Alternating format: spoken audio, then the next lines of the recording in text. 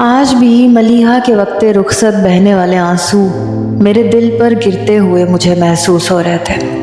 شام کا وقت تھا اور میں اپنی 10 منزلہ عمارت کی کھڑکی کو کھولے باہر دیکھ رہا تھا۔ میری آنکھوں کے سامنے سے وہی منظر گزرنے لگا۔ محبت کیا چیز ہوتی ہے، انسان کو کہیں کا نہیں چھوڑتی۔ ترکی کے اس آزاد ماحول میں اور بے پناہ حسن میں رہتے ہوئے بھی میں کبھی ملیحہ کو بھول نہیں پایا۔ شاید پہلا پیار انسان کبھی بھی نہیں بھول پاتا۔ اس کی شرارتیں مجھے اب بھی یاد آتی تھیں تو دل میں خود ہی گدگدانے والے جذبات ابھرنے لگتے ہیں۔ پھر تو اس کی شدت سے یاد آتی کہ جی چاہتا کہ وہ سامنے آ جائے اور اسے اپنے سینے کے ساتھ لگا کر بھینچ لوں۔ مجھے یاد آنے لگا جب میں پہلی بار اپنے دوست کے گھر گیا تھا تو مین گیٹ کی ڈور بیل پر دروازہ ملیحہ نے ہی کھولا تھا۔ اسے دیکھ کر تو میں سانس لینا بھول گیا تھا۔ بے حد خوبصورت لڑکی تھی۔ کہنے لگی جی فرمائیے کون ہیں آپ؟ میں نے کہا مجھے یوسف سے ملنا ہے۔ کہنے لگی اچھا یوسف بھائی کے دوست ہیں آپ کہیں ابو بکر تو نہیں؟ میں مسکرانے لگا۔ میں نے کہا آپ مجھے جانتی ہیں؟ کہنے لگی جی ہاں بھائی آپ کا بہت ذکر کرتے ہیں، آئیے اندر آئیے نا۔ ان کے گھر کا ماحول کچھ آزاد خیال سا تھا۔ بھائیوں کے دوستوں سے کوئی خاص پردہ نہیں کروایا جاتا تھا۔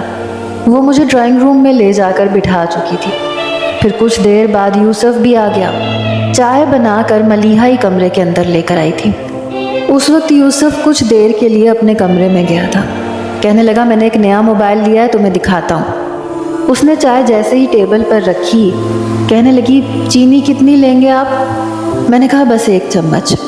اس نے 1 چمچ چائے میں چینی ڈالی اور میری طرف چائے کا کپ بڑھا دیا۔ مجھے پہلی نظر میں ہی ملیحہ بہت اچھی لگی۔ بس یہی وجہ تھی کہ بار بار میرے چکر یوسف کے گھر میں لگنے لگے، لیکن اس کا عام سا انداز ہوتا تھا۔ میں اس کو دیکھ کے مسکراتا تھا، کبھی کہتا تھا کہ آپ بہت پیاری ہیں، لیکن اس نے کبھی بھی رسپانس نہیں دیا تھا۔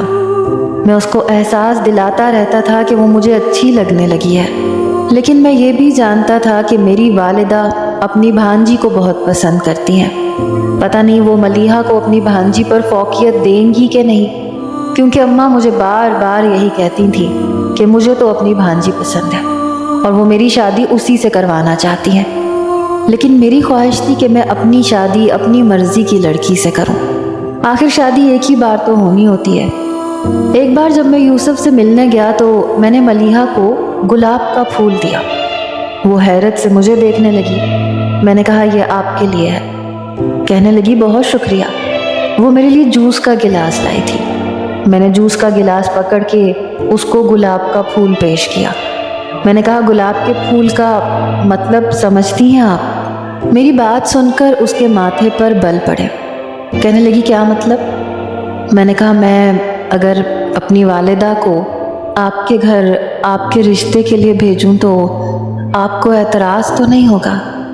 یہ سن کر وہ چپ سی ہو گئی۔ کہنے لگی یہ فیصلہ میرے ماں باپ پر ہے، میں کیا کہہ سکتی ہوں؟ میں نے کہا آپ کو اعتراض تو نہیں ہوگا نا؟